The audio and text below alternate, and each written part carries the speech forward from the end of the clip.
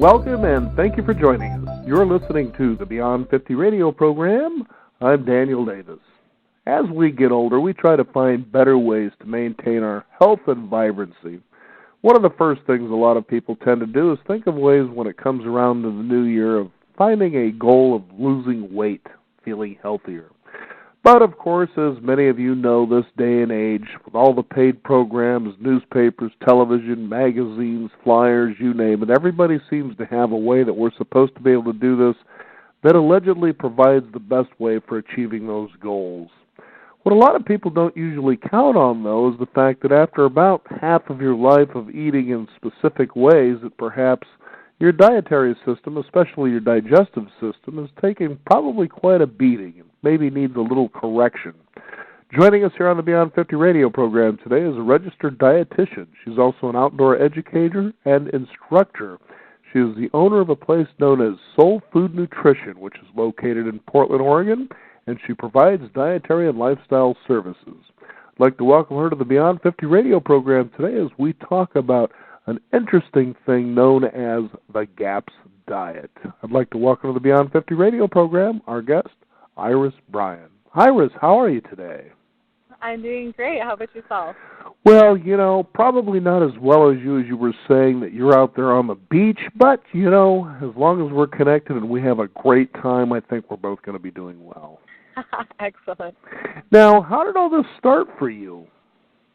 Yeah, so basically the background of GAPS and how I kind of got interested and connected with this particular diet is that many people who I was coming across, including myself, had some digestive disorders, and I feel that in looking for the best treatment for IBS and all sorts of other digestive disorders, they can be categorized under IBS, irritable bowel syndrome, that GAPS and the foods in GAPS are particularly healing and can actually reverse many different, not only digestive disorders, but mental disorders as well. Mm-hmm. And it's interesting to note, too, because we're seeing, and we've talked about this on the program, and sometimes I feel like we're one of the only programs out there that talk about things like this the way that we do, but this increased epidemic of childhood onset autism. Right. And we've been connecting that a lot with the fact that this isn't so much a behavioral a developmental disorder, but the possibility that, hey, maybe what these kids are eating is setting this off. And it sounds like your language is about the same in some ways. Yes, absolutely. Autism has a huge link with diet, and many, many cases of autism spectrum have been cleared up, either, pretty much reversed or absolutely, controlled and gotten a lot better through GAPS and the specific carbohydrate diet, which is what GAPS is based off of. Okay. Now, tell us, for instance, what goes on in the digestive system that cause a lot of these anomalies or, these conditions that we're seeing, it seems like more and more of. And then on top of that, there seems to be something out there that's pretty much advertised that says, well, this will clear up that symptom. But then again, you end up taking on a whole bunch of other symptoms. Absolutely. So basically what happens is our digestive tract actually encompasses our immune system. So 70 to 80% of our immune system is actually in our digestive tract, in our large intestine. So what happens is all these bacteria are what make up the intestinal tract, and what happens is through diet, such as the standard American diet, which is called the SAD diet, unfortunately, is very full of processed, pretty much everything, but of course processed carbohydrates, processed oils, processed salts. And the processed carbohydrates, sugars, and starches, for example, are actually feeding bacteria, the bad bacteria, which actually overgrows in our digestive tract and can cause the digestive issues from happening in the first place. Mm-hmm. Now, this also can cause a lot of inflammation as well, which really is one of the big reasons that you see people just kind of having a hard time. Is that correct? Yep. Inflammation is also caused by refined foods in general, of course. Mm-hmm. Now, what are some of the main foods that in the American diet we eat that has really caused a lot of these kinds of problems? I would say the main issues are going to be your refined carbohydrates. So, sugars, refined sugars, really any kind of sugar besides honey will actually feed these bacteria, as well as refined grains. So, any grains really that are processed. So breads and pastas and just white flour, stuff like that, crackers, cookies, pretty much anything in these, middle aisles of the grocery store. Right. We want to, steer away from as much as possible and really go into the perimeter and get those fresh, fruits and vegetables and good quality meats and stuff like this. So it's going to be primarily the sugars and the starches. But as well as refined oils, such as canola oil, even is a big misconception in which people think it's very healthy, but unfortunately it is actually incredibly inflammatory and damaging to the digestive tract. Now, isn't canola oil, is that made from corn or? Canola oil is actually made from rapeseed, Okay. which they don't like to advertise, so that doesn't sound very nice. But rapeseed, right? Rapeseed, yep. And it rapes your vitality, even though you like those French fries, in other words. Right. So, the canola oil is definitely a no-no. It's pretty negative for the body, which is unfortunate because a lot of people are under the impression that that's one of the heart-healthy oils, along with the other vegetable oils, such as corn oil, as well as soybean oil, very inflammatory, high in omega-6 fatty acids, very refined, and, 9 times out of 10, they're actually genetically modified. Mm-hmm. Now, how did you come to learn all of this? Well, actually, I grew up on an organic farm in Eugene, Oregon, and my mom is an organic gardener, so she kind of gave me some background from a young age about just, how our food is grown and how the food that she's growing is different.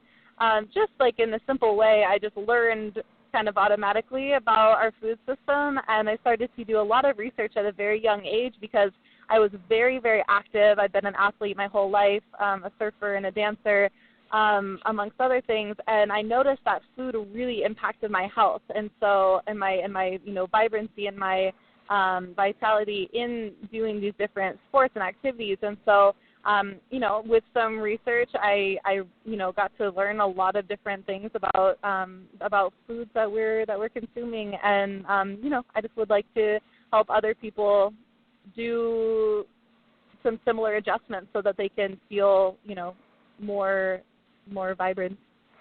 Now, tell us, Iris, besides a person's dietary habit, when I say diet, that's basically what you eat, right. And that's the way we want to look at this. A lot of times, especially in America, diet's been confused with losing weight, but in fact, diet is just what you eat. Definitely. When someone decides they want to change what they're doing, what do you see, from your experience, to be the biggest obstacle from getting them to not only make the change they're looking for, but to make it more long-term, more permanent? Right. I think that it just takes a lot of positive feedback.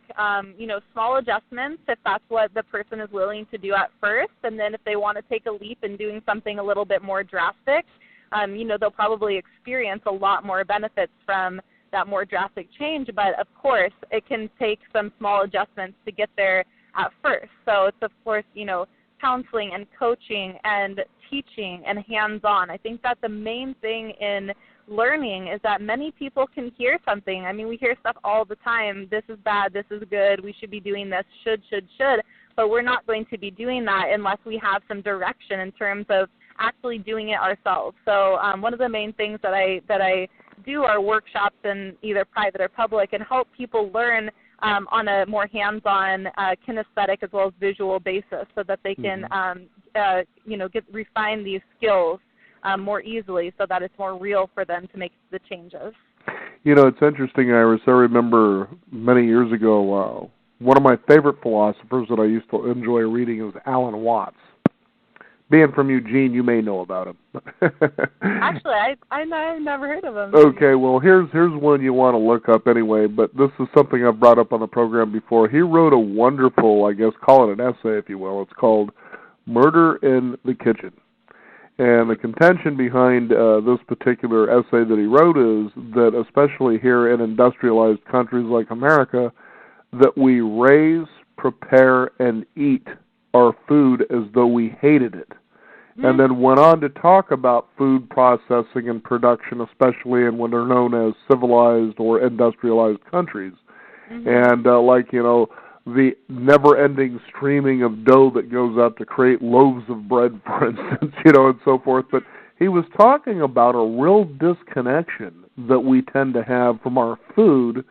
And, when you take a look at, for instance, in America, there was a French marketing guru who helps people discover codes in their business so they can properly market their products to people. And what he said was, in America, he discovered the code for food in America is that we look at it as fuel. Whereas in France, they look at it as a celebration, something to be enjoyed. So that's why you have such great French cooking when you think about it. But what are your thoughts on something like that? Yeah, I mean, well, in terms of just cross-culturally, or?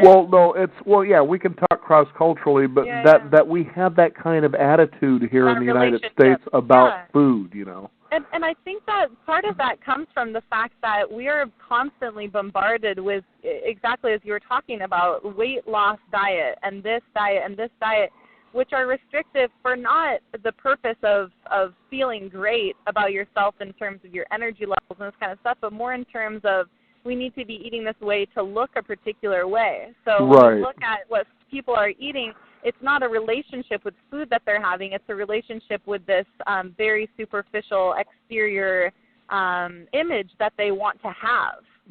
When in actuality, when you look at French people, I mean, I was visiting France a while back and realized, they have such a lovely relationship with their food. And I mean, I've never seen so many just beautiful and fit people in my life. So I think that definitely that switch needs to happen, in that we need to love our food and appreciate our food and spend money on food and not just, electronics, which is what our spending goes to is media and entertainment. But unfortunately, we do spend the least amount of money on food. So, of course, people have this negative relationship. They're eating lots of, processed junk, which they know is not good for them, unfortunately, but, tastes good. So it's either that it tastes good and you have a negative relationship with it because it doesn't make them feel good afterwards. It's only that initial, ooh, this tastes great, and then, 5 minutes later, wow, I don't feel like that did any benefit for my body whatsoever, empty calories. But, of course, then there's the opposite spectrum of empty or not empty calorie foods, but foods which are low calorie. So there's kind of those two ends of the spectrum. I feel like there's no middle ground for us. It's either depriving or ultimate indulgence of foods which are very processed. And I think that absolutely needs to shift, and that's a really good point. And it's funny, too, because, like, I see a lot, especially as people go out to restaurants, lots of sauces, lots of seasonings, things that really kind of, hide the taste of food. But as you get more to the higher-end restaurants, you see less and less of that, more of the food that you would actually find it as you would be in nature. And, I'm taking a look at your website here, soulfoodnutrition.com. A lot of great pictures here. And that seems to me that's kind of where you educate people to get back to. This is what zucchini looks like in its natural state. So let's kind of take something that's already pretty much perfect and let our instinct guide us in a direction that not only is enjoyable and exploratory, but in the end, as you said, creates, just vibrancy. That's what we're looking for, right? Sure. Yeah, definitely. I mean, I think that you're spot on about that. I mean, just a little side note, I actually was living in Atlanta a couple years back, and I was so surprised. I went to an Italian restaurant and ordered, the side was zucchini, and it came out, and it was deep fried. And I mean, being from Oregon. Not that there's anything wrong with that, just not do it regularly. Oh, I was just taken aback. I mean, I had no idea that even existed because, I guess being from Oregon and from an organic farm, I just not that I've only ever seen healthy food, but you're exactly right. Most people want to hide these fruits and vegetables, which are already so lovely on their own, and with a small tweaking, they can be very palatable. It's not already on their own. Mm-hmm. Now, as again, that's sort of restating the same question I said earlier, but it's about people who want to make this change. When they begin to do this, what kind of an experience do they usually have? Do they kind of seem like at times like, well, geez, this seems so limiting. I don't get to have all these other things, but I don't sense that when you create something like this, that's the goal, to make someone feel that there's limitations, but to move them in a direction where they can see that there are more choices they could have ever imagined. Sure, and I mean, that's how it is. You can adapt to any, new diet, new lifestyle, and it's not about depriving yourself, exactly as you said. Again, you're very spot on with it. It's not about depriving yourself. It's about rejoicing in the fact that you can have foods that you don't need to feel guilty about. You feel great. You feel full. You feel satisfied. You don't feel like you're craving more. Once you're done with your meal or your snack, you're feeling as though that nourished your body and that was exactly what you needed. First, eating something, a donut, okay, obviously not nourishing your body. You may feel good in that instant, but it brings up a lot of guilt. So the main thing in switching your lifestyle to eat a more healthy, balanced, nutritious diet for you, individualized, can be very empowering and definitely not making people feel deprived. Of course, there is that initial stage of frustration. Oh, I would really like to have, whatever it is that you have a soft spot for. But over time, those actually those cravings go away, and you get used to your new situation, basically, just like anything else. I remember. I probably, like a lot of Americans, enjoy that Sunday breakfast where you go out to a pancake house and you have the country fried steak and the hash browns and the toast and the eggs and all that. But there got to be a time when I would go out and do that, and then I would feel like, honey, I just want to go home and take a nap. Now, your food shouldn't be making you feel that way, and I came to realize that.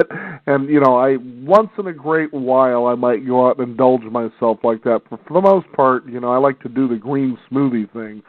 But, that's, I guess, one of the first things you should take a look at, and you think that people eat like this regularly. It's pretty hard to think about something like that. No kidding. And unfortunately, people are living in a lot of pain and discomfort and constant lethargy, and are just so accustomed to those feelings that they actually get used to it and consider that their norm. So, of course, making people, or helping people, not making, but, helping, assisting people to realize when they're ready to make that choice to make a new lifestyle for themselves that's more beneficial for their health and wellness. That's, whenever they're ready, that's really when you can start, coaching and counseling and getting them on the right track. But absolutely, there's many people who are walking around definitely in discomfort. Now, I'm looking on your website again. That's soulfoodnutrition.com, and I'm seeing a couple of photographs here that I kind of wanted to point out here. One of them shows you, and I guess it's a yellow apron, and you're in a kitchen, and it looks like a group of 20. Now, I'm guessing these were all people in their late 50s that now look like they're in their early 20s, and this is after just a few weeks? Oh, I wish. No, that's actually a completely different population. Yeah, I definitely teach groups of all ages. That was actually at Oregon State University, and then I have quite a few clients up here and teach workshops to people, in their 60s, 70s, 80s. Any population is able to learn about switching their behavior. Because I know one of the biggest arguments that I'll tend to hear about, for instance, families, Yeah. that really want to take a look. Mom and Dad said, you know, we want to start doing the right thing in our house, but our kids just won't agree with this. But the fact is, children really do, they'll eat well. You just have to kind of move in that direction. Definitely. And the thing about children is that you know, many people think it is very hard to feed and appease the children's needs, but the truth is that there are little techniques which can get them to be very successful eaters. One of them is helping kids grow their own food. Mm-hmm. Actually, the farm to school movement and those programs for children in the schools are extremely successful in getting kids to eat veggies. When kids reach down and pull a carrot out of the ground, they've never seen something so beautiful before. It's like their child, their little doll. I mean, they get so excited about it, and that is definitely one of the ways to get them involved with their food and get them excited about it. But if that's not a potential for you know, for a family, then there's also other ways, like getting them involved in any way, really. So in cooking and preparing the food, maybe not giving a 3-year-old a knife, obviously, but they can become involved in other ways, and that gives less burden for the parents, more, you know, family involvement time, and the kids actually do get excited about the food much more easily when they have some sort of, you know, hand in the pie. Hand in the pie, huh? So you've got a really good pie that you could suggest to people. Yeah, I do, actually. Now, talk about how much does those typical things, like let's say desserts, for instance, change when it comes to the GAPS diet? Yeah, so they do change quite a bit, of course. They're not going to taste like, as we talked about, a traditional donut or a piece of cake that you get at the grocery store. But it is about, in my world and in many people who I've introduced these desserts to, they're very, very delicious. It's just switching your palate to believe that instead of 2 cups of sugar in a, you know, cake recipe, there's half a cup or something like this. So, you know, it's not sugar, but of honey. So, yeah, they change, but there are many different things you can do. You can still actually make pretty much all the desserts that you could ever see imaginable. You know, granted that they're not just butter and sugar, but you can actually make lots of different things like pies and cakes and cookies and cobblers and crisps and all sorts of things like that. And in fact, actually, I will be teaching a GAPS apple crisp cooking class next month, so I'm really excited about that. And all my recipes are GAPS, and there are probably half of them are desserts and breakfasts.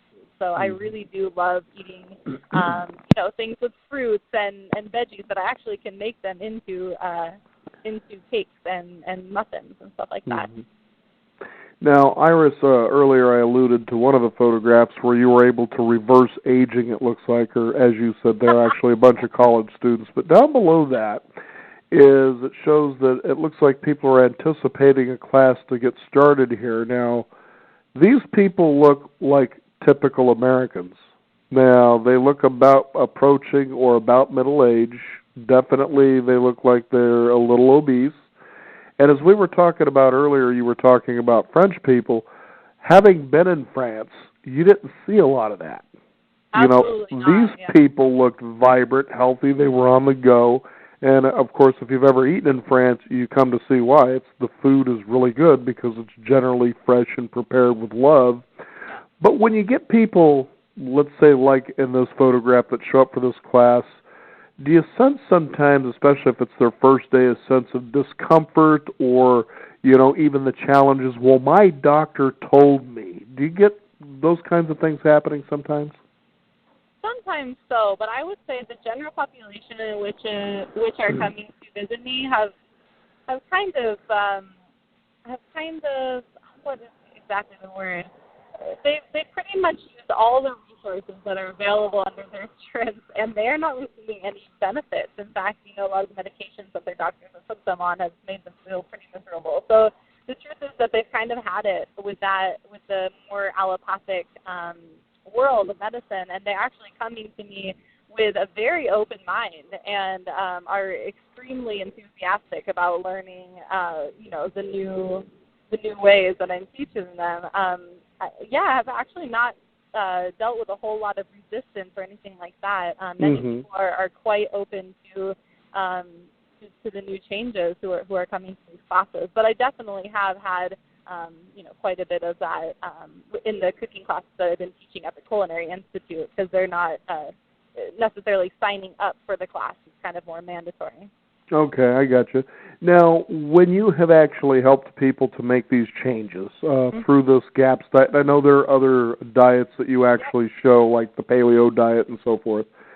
What have you seen that you would consider to be, or at least the person anyway, to be the miraculous about how their life has changed as a result of just a simple change like a diet change? Wait, so what is exactly your question with that? The question is, what's turned their lives around, as far as their health? What you've seen, what can seem almost miraculous? Oh, yeah, absolutely. So I would say the biggest thing is our digestive improvements, as well as energy. Those are probably the top two that I see. Athletes, as well as people who have, both athletes and people with digestive issues seem to be able to perform. The athletes are able to perform much more with much more endurance and vibrancy, as we talked about. And then the people with digestive disorders start to clear up food allergies and the gas, bloating, headaches, all these different things which are very much so related with digestive disorders are clearing up to a great degree. And then we also talked about the guilt. And so there's been a lot of breakthrough with people in guilt eating and binge eating and digestive disorders. And when you actually teach not only through the diet, through these different diets, but also in combination with eating hygiene, so that's like more mindful eating and sitting down and eating your food versus on the go, people are able to have many breakthroughs with guilt eating and binge eating, and actually are able to completely have a loving relationship with the food that they're eating. And so that also, of course, ultimately helps to improve their physical condition as well. And do you see people actually getting off medications and so forth? Oh, yes, definitely. I have one patient, and she was on all sorts of anti-anxiety medications, depression medications, and she's been able to wean herself off of those nearly altogether, and she's having really great success. She's definitely one of my best success stories, I guess. But I mean, it's all her. She's just very, very dedicated, and she's also one of the ones who had a lot of guilt with eating and just overindulging in the foods that she knew were not beneficial for her body. And with the GAPS, it's been able to clear up her anxiety. She's a lot more mellow. The depression has eased away, and her digestive issues and kind of eating disorder-like tendencies has definitely cleared up. I know it seems like sometimes from the woman you were just describing is that though we eat like we want to punish ourselves, does that sometimes look like that's what's actually going on? Sure, absolutely. So food is comfort, but food is also, exactly as you said, punishment. So we find ways to almost make ourselves guilty because we're already in a depressed state. So if we're feeling negative about ourselves, well, we know, for example, with weight gain, okay, so we have the link in our head. If we eat more, and if we eat more rich foods and, cakes and cookies, they're kind of chips are the things that people are a lot of time binging on, absolutely punishing ourselves with these foods because of the fact that we know they're not going to have a good outcome, but to make self-inflicted pain is definitely something that's possible. Now, Iris, there's also, it seems to be a slowly brewing debate about meat eaters versus the vegetarian diet. What are your thoughts on that? Well, I think that both have relevance. I think that it's incredibly important to eat a variety of raw and, lightly steamed and semi-cooked fruits and vegetables. I think it's very important to eat a variety of plant foods. But I do think that it can be important for certain individuals to eat high quality, grass-fed, know where it's grown, kind of farm-friendly meats and eggs and dairy and stuff like this. Granted that it's been raised properly, the animal has had a good life, etc. There are many, many different reasons why people do not eat meat, and I think that they're incredibly valid. I do realize that the meat industry and the dairy industry and the egg and all of those animal industries are quite large, and because they're large, they have operations which are pretty cruel to the animal itself. But fortunately, we are coming to times that we're actually kind of reverting back into traditional patterns, and so many farmers are actually getting on board with traditional animal raising, and not in terms of traditional currently, but in the proper way. So giving them space, giving them proper treatment, not antibiotics and hormones are not administered, etc. So I think it's absolutely valid for someone to want to be a vegetarian because of our meat industry, but I think that, in fact, meats and animal products can be quite beneficial to our body if they're raised in a proper way. And some people actually do better. Their ancestors have, the individuals evolved to do better with a vegetarian diet, but actually other individuals will severely, their health will severely be impacted by a vegetarian diet. And that's definitely a part of various evolution. I know a funny story is I had a gentleman on some time ago who wrote a book called My First 100 Marathons. And fascinating story about this guy who goes around the world participating in marathons. Wow. And one of the areas that he had participated in a marathon was in northern Africa.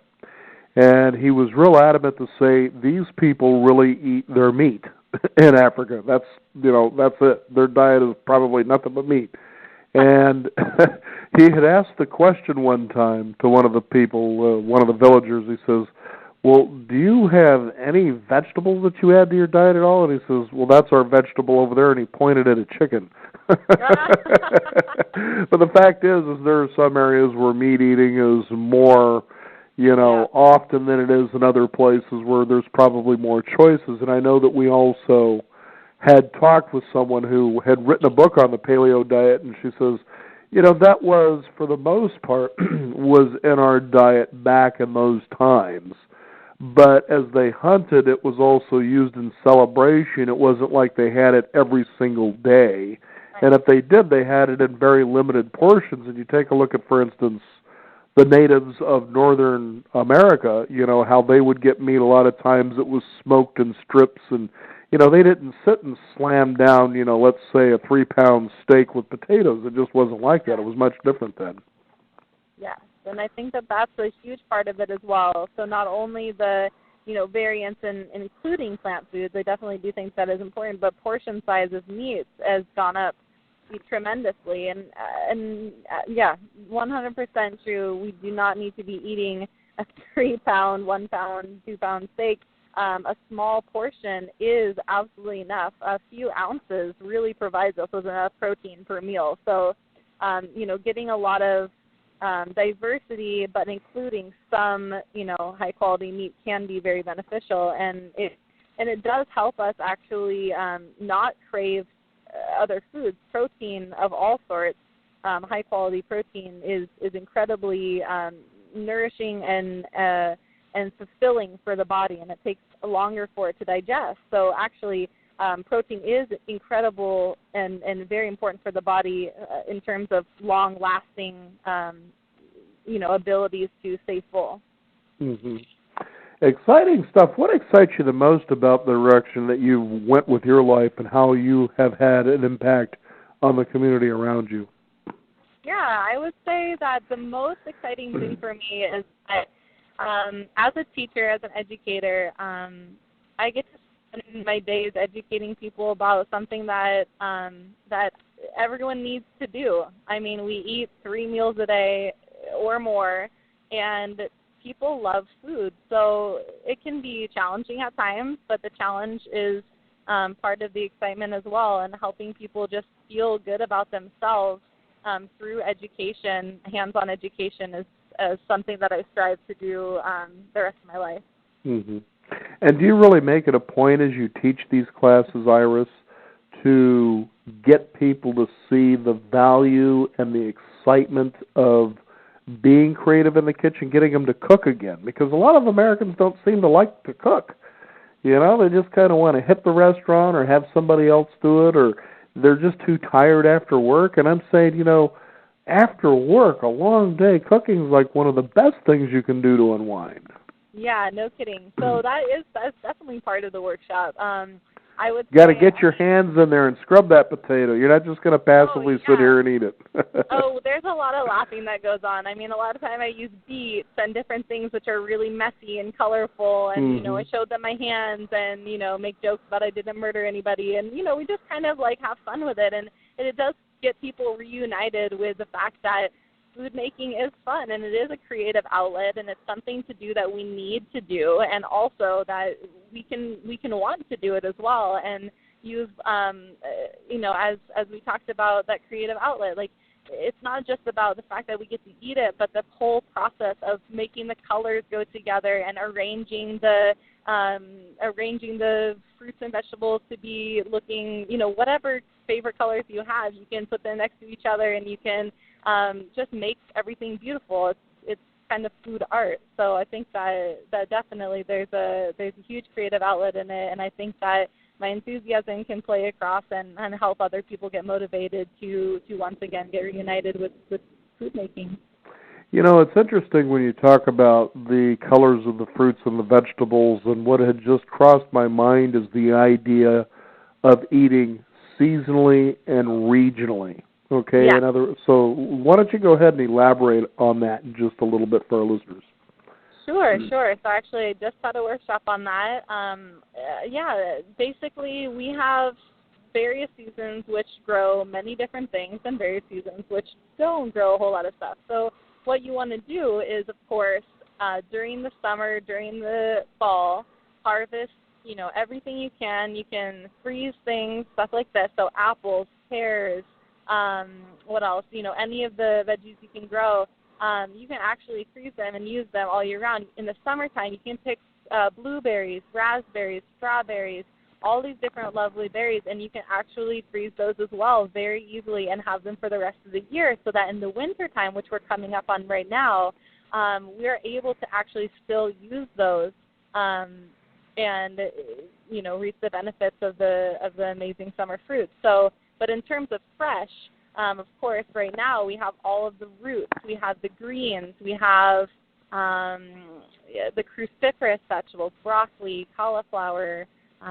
Brussels sprouts, stuff like this. So eating seasonally can give us a lot more nutritional value, because when food sits around, for example, during transport, if it's been coming from Chile, Argentina, New Zealand, lots of these apples and different fruits are coming, and vegetables are coming from there, actually the nutritional adequacy completely is depleted from sitting around, from being harvested too soon.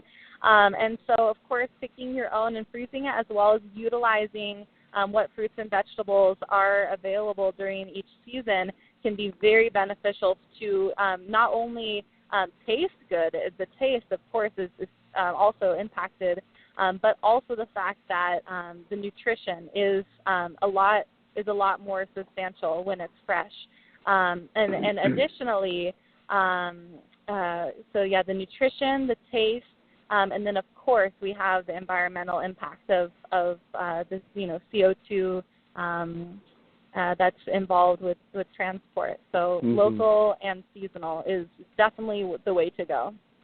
See, and the reason I thought about that is the fact that when you take a look at this time of the year, in Portland, Oregon, for instance, where you're from, is the fact that in the fall you start to see more of the squashes. Yeah. And I was thinking of the colors like the oranges and the yellows. And I found that interesting because, of course, vegetables are plants and they build their food supply from sunlight. So they're actually absorbing the sunlight. in other words. And so when you get these colors and you think about this time of year when it tends to be dull and gray, and I think up in the Northwest it's rainy, that you have this vibrancy of these sunlight colors, you could see how something like that, like going after, let's say, that spaghetti squash, for instance, which is sort of a light yellow, if I remember right, or, maybe a pumpkin, which is that fiery orange, and you realize that you're absorbing sunlight, actual sunlight, that would keep you out of those seasonal depressive mood disorders that you hear a lot about, right? Definitely. The color makes a huge impact. Orange is a very sunny color, and it for sure helps to enhance the mood. And furthermore, what's very interesting, I'm so glad you brought that up, is that actually the colors are what signify different vitamins. So, for example, now that it gets cold, it's interesting how nuts and seeds and these pumpkins and squash and stuff like this, they come out. Well, actually, they're very high in vitamin A and vitamin E, and those are some of the most powerful antioxidants. And so, of course, we want to build our immunity over here in the Northwest and wherever it's getting cold in the winter time. So it is interesting that the color actually does also signify the fact that those particular vitamins are present in there. I would have never thought that vitamins had color. Yes, they do. Yes, it's the pigments that make up the particular antioxidants. Fascinating stuff. Now, what about regional eating? Because I remember many years ago I was reading about how there are different diets around the world because of what is around these people. Is it good for us to be eating sort of on an international palate, so to speak, or should we kind of concentrate on eating or having a diet that's around us? I think that it's important to, that's a very good question. I think it's important to utilize the local fresh fruits and vegetables and foods that are around us. But I think it is interesting that we live in a world which is very internationally based. And so I think that you can actually take particular foods which you've enjoyed in different countries, and you can actually adjust them to be a little more sensitive to your environment. So, for example, we don't really grow, let's say, yucca or something like this. So we can use something else. So instead of South American, we can grow, sweet potato or some other kind of root, which we can replace it so that we don't need to be buying fruits and vegetables that are, from across the globe. But I think it is interesting. I mean, we can't necessarily be 100% perfect. And also, there are many cultures which are living here which would like to, continue with the diet that they're used to at home. So that's a question I have not actually considered a whole lot. But I would say the best recommendation is to alter them to create a more locally, infused meal, locally produced, veggies and fruits that can be incorporated in a traditional meal, which is of cross-cultural. Plus, I would think, too, when you think on an international level, as you take a look at, for instance, making pita bread, it's much different in where it is made, where it originated from, than coming here where you throw, here's a cup of wheat flour, for instance. That isn't probably how it's actually made, and that's it. But what it can do, I would think, is inspire you out of a cooking rut. What do you think about that? Inspire you as a cooking what? Out of a cooking rut, where you're always making those same things, and all of a sudden somebody says, well, this comes from Turkey. And you're like, ooh, this is interesting. And you start playing around with it. And like you said, you adapt it to the ingredients that you have that are around you. Oh, absolutely. Yeah, I do. I would say my main goal in life, besides food and educating about food and nutrition and wellness, is traveling. And I would say the majority of my recipes are influenced by my travels. And, I 100%, I think it is important to get yourself out of a rut and not be creating the foods that you eat all the time, because actually that can also form allergies if you eat the same foods all the time. that can you can actually form an allergy to the particular food which you're overeating. So diversifying is incredibly crucial. And I mean, yes, of course, the influence of international foods is definitely something that we can incorporate. But yeah, definitely, I try as hard as I can to use more seasonally available ingredients in that food. And of course, it's not exactly the same, but I think it is really important to be able to utilize those different recipes. Absolutely. And again, the beauty about being in the kitchen is that you can be creative. You get to enjoy your creations immediately, or more or less. And the fact is, as I would suggest, because I love to cook myself, and the fact is it's such a unique, creative, meditative process. I've had some nights I'll just come home beat. Like, I just don't really want to get in there, but as soon as I start firing up the charcoals on the barbecue and I start getting into the process of prepping what I'm going to do, I just find myself really enjoying, how is this going to turn out? Sort of that little puzzle. And it always turns out better than I think it will. I'll bet you get a lot of ahas when you're in the kitchen with people, especially if they're not used to cooking very much. Oh, for sure. I definitely agree with that. And I was kind of thinking about what you're talking about, that you feel sometimes you're burnt out after work. And there's just that, it's no kidding. I mean, we're spending most of our day working and they're getting exhausted, and by the end of it, many people are extremely tired, and really all they want to do is get something on the go and plop down in front of the TV. Right. But the truth is that again, exactly what you said. Once you get in there, once you get moving, once you get the stuff started, it can be very exciting and get you into a state of just bliss, because you're able to just completely do what you want to do. And also, I was thinking about something that's a kind of newer discovery, is that many people are, maybe trend, are that many people are getting CSA boxes. I don't know if you've heard of those, but they're community-supported agriculture. And what they are is actually you can order, you can share, you can have an individual one, a particular box which is developed by different farms. You can get it delivered to your house, or you pick it up at someone else's house if you do share it, and you get a box of produce which is available at whatever season you're ordering it.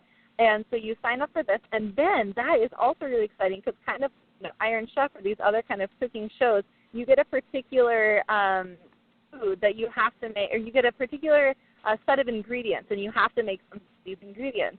And actually, it's sort of the same thing with the CSA box, because you get a box of ingredients, and you now need to figure out what to do with them. And I think that's another way to get yourself motivated and creative, because maybe you're not knowing what to go get at the store. Maybe you're not familiar with what's in season, and it's kind of a drag to you to go try to figure out, memorize all the different things which are available in each season. So actually, this community-supported agriculture is an excellent way to get yourself motivated, get yourself in the kitchen, find some recipes, or just play around and see if you can, utilize your talents.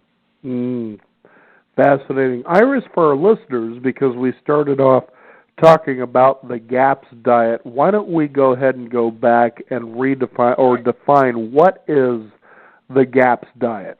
Absolutely. So the GAPS diet stands for Gut Oncology Syndrome. And what it is it's a particular diet. It is very helpful to not only clear up mental disorders, as it talks about gut and psychology syndrome, so but also digestive issues as well. So in terms of the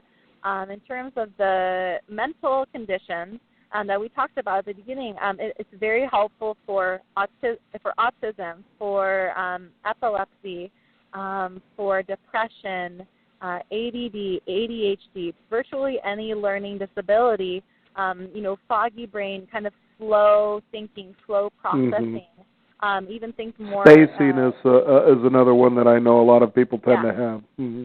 Yes, absolutely. So those would be the major mental processes in which it can help to very much so improve, as well as, though, it's not only for psychology but also for digestive problems. So the GAPS diet is based in the knowledge that particular bacteria are feeding on these starches and sugars and stuff like this. So when we have digestive problems, it's because of the fact that our gut, our small intestine, is becoming destroyed, is becoming damaged through this bacterial overgrowth, which is fermenting in the small intestine and actually blocking absorption of nutrients and of the foods we eat, but also doing damage to the lining. And so what happens is now when allergies form, it's because of the fact that the gut has been severely damaged, and food particles are actually coming through the lining into the bloodstream, and that's when food allergies happen. So many people have food intolerances, food allergies. It's becoming more and more and more problematic for children especially, and actually it can be reversed. It's not a forever sentence to this food allergy or food intolerance. It's actually due to the imbalance of the gut bacteria and the gut and the small intestine becoming destroyed through this bacterial overgrowth. Now, because, Iris, we have, according to what you're saying here, through a particular diet, we build bad bacteria. Yeah. And there must be good bacteria. So how do we send in the reconnaissance, or what do we do that we can first get started right now to be able to change the balance of power, so to speak, the bad into the good? Yep. So we do need bacteria. So if you've heard of it, recently it's becoming much more popular, which is a very good thing as long as it's a good quality, of course, are probiotics. Okay. And probiotics are one of the things that we can be doing. And, of course, there are supplements, which can be beneficial, again, depending on the quality, but also food sources. So probiotics, pro meaning life, we are actually supporting the life of our digestive tract through these particular fermented foods. So probiotics not only come from a supplement, which, of course, you could take, but also through the food sources. So properly fermented sauerkraut, kimchi, yogurts, again, note properly fermented. Many of these different things are actually not fermented to create the ideal bacteria. But yes, with again, the sauerkraut, kimchi, tempeh, miso, let's see what else. Yogurt, kefir, basically anything fermented is going to build these probiotics, these healthy bacteria in the gut. And then, of course, also what we can be doing is eliminating refined foods in general. I would say that the majority of the foods on GAPS diet are healthy foods. I mean, they're fruits and vegetables and, meats and fermented dairy. It does not allow non-fermented dairy because that contains lactose, and the lactose does feed these particular bacteria, bad bacteria. So the fermented dairy actually is allowed, unlike paleo, and this is because of the fact that fermented dairy, the bacteria actually eat up the lactose in the fermentation process. And so, for example, hard cheeses, again, properly fermented yogurt, that's very hard to find commercially. So most of the time that needs to be done in home.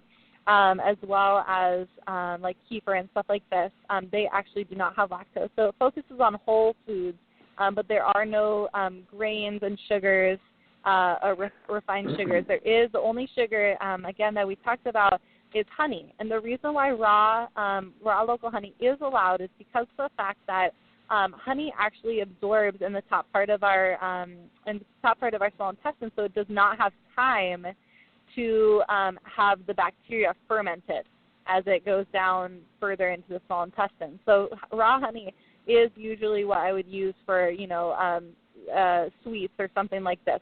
So any recipe that calls for sugar, use honey.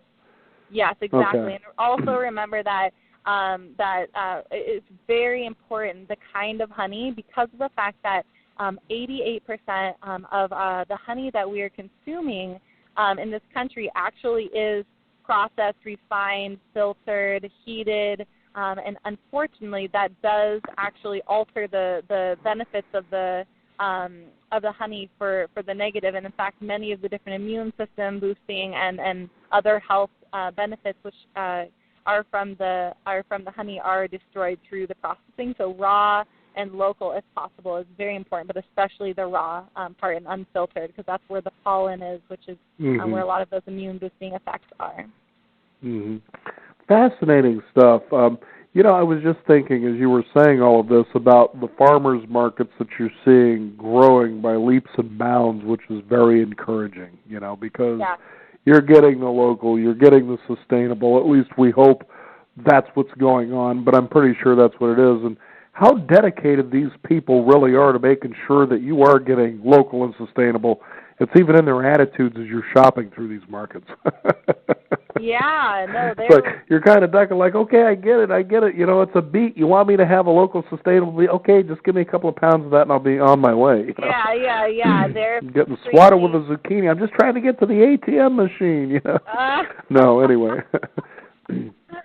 Yes, they are very enthusiastic, and I would say farmers markets. Yes, of course, sometimes it's a little bit much, but they are meaning very well and just excited. Well, you can't fight back because you don't have the right diet or the energy to do so. Yeah, no kidding. So now, go ahead. Now I was back on your website again, which is soulfoodnutrition.com. That's SOL.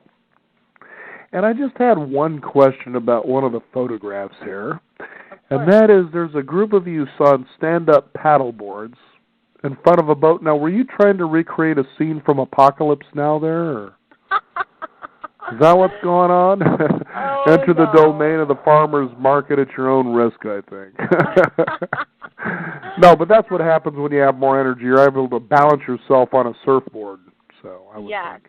Okay. Well, stand-up paddle boards are actually very easy to balance on, and believe it or not, much easier than a surfboard for sure. And it's a very amazing sport because you can do it year-round, and it's an incredible exercise. And many people think that it's just in the arms, but in fact, stand-up paddleboarding is incredible for your core, and you're hardly actually even using your arms. Really, it's twisting of your core, and it is an incredible workout. It's very, as we talked about earlier with cooking, it's also very meditative. And once you get into a state where you're feeling balanced, you can do it on lakes, you can do it in the ocean, in rivers, basically anywhere. But I would recommend starting out in a flat water lake and seeing how you do it. That, of course, with an instructor at first, if you feel like that's something you're interested in. But it's a very, very, very amazing sport, and you can actually even do stand-up paddleboard races. I was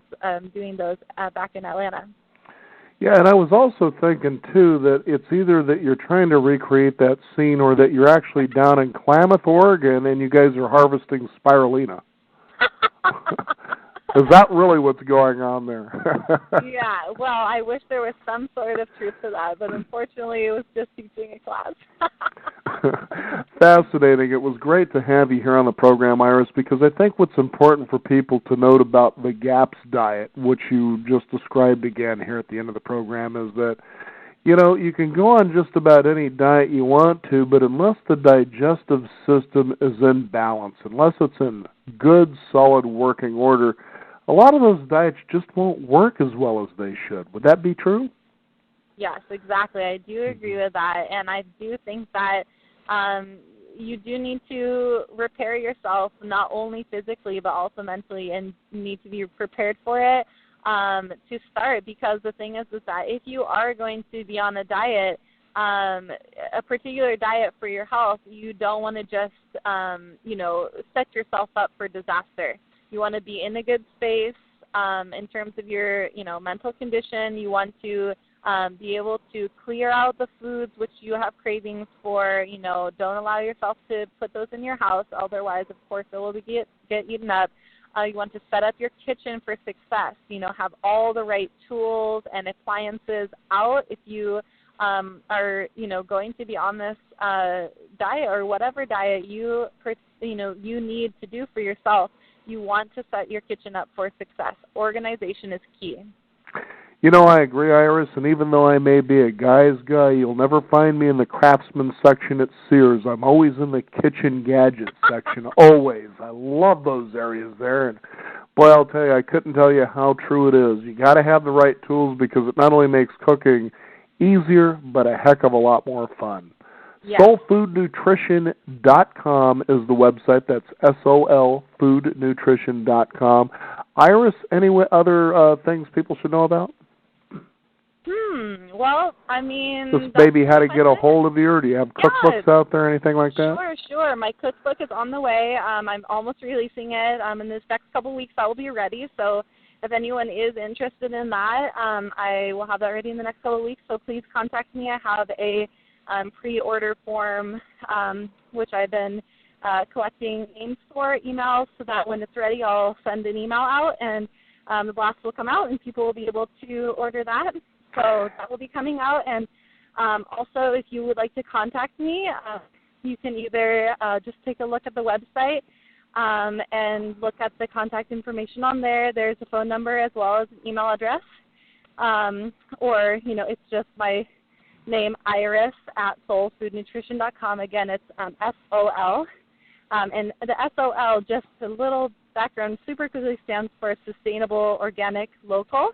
And so my workshop focus on using sustainable, organic, local foods, as well as all the counseling and coaching and stuff like that, using those foods, how to find them, how to use them, etc. Well, very good. Well, Iris, when that cookbook comes out, shoot us a copy, and we'll talk about this is on the GAPS diet. Is that what the cookbook is? Yes, the cookbook is all GAPS diet friendly, as well as paleo, and so of course then it's gluten-free, grain-free. Most of the recipes, pretty much 99% of the recipes are dairy-free. There's a few recipes in there which have some dairy, but fermented. But of course those can be altered as well, and they're just utilizing, again, the sustainable, organic, local foods, and pertaining to just keeping that gut flora in balance, and so that we can have active bodies as